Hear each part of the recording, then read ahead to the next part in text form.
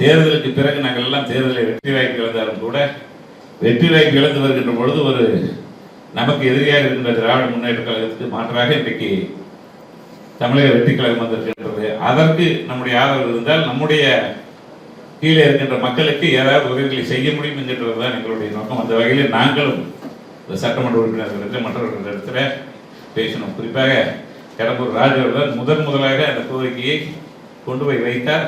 ஆனால் தலைமை தேர்தல் முடிவில் இருந்தது நம்முடைய பொதுச் செயலாளர் நம்முடைய பொதுப்பணித்துறை அமைச்சர் அதை அழகாக சொன்னார். அதை நாங்கள் வெளியே சொல்ல விரும்பவில்லை. இருந்தாலும் அது போன்ற நிகழ்வுகள் வருகின்ற பொழுது யார்தான் இந்த இயக்கத்தை உருவாக்கிய புரட்சித் தலைவருடைய தொண்டனாலும் சரி, புரட்சித் தலைவர் அம்மாவுடைய தொண்டனாலும் எப்படி அதை ஏற்றுக்கொள்வார்கள் என்பதை இன்றைக்கெல்லாம் 50% என்று சொன்னார்கள்.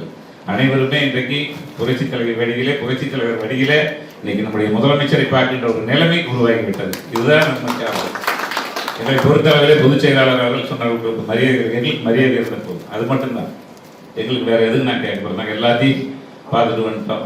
எங்களுக்கு ஒரு மரியாதை.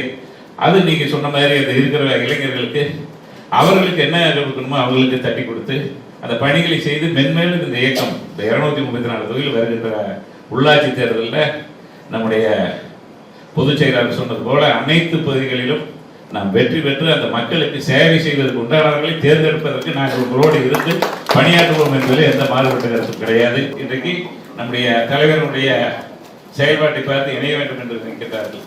ஆகவே அதற்கு நீங்கள் எல்லாம் ஒரு வாய்ப்பினை கொடுக்க வேண்டும் என்று கேட்டுக்கொண்டு எங்களுக்கு பல்வேறு காலகட்டங்களில் இந்த வாய்ப்பினை நீங்கள் வழங்கியிருக்கிறது. இதற்கு உங்களுக்கு உண்மையாக உறுதியாக அம்மாவிடத்தில் எப்படி இருந்தாமோ அதே போன்று இன்றைக்கு தலைவரிடத்தில் சொல்கின்ற பணியை செய்கின்ற பணியை செய்து நல்ல பெயரை எடுத்துக் கொடுத்து இவர்கள் நல்ல பெயர் எடுத்தார்கள், நல்லா செய்கிறார்கள் என்கின்ற ஒரு நிலைமை தான் உங்களுக்கு வரும்.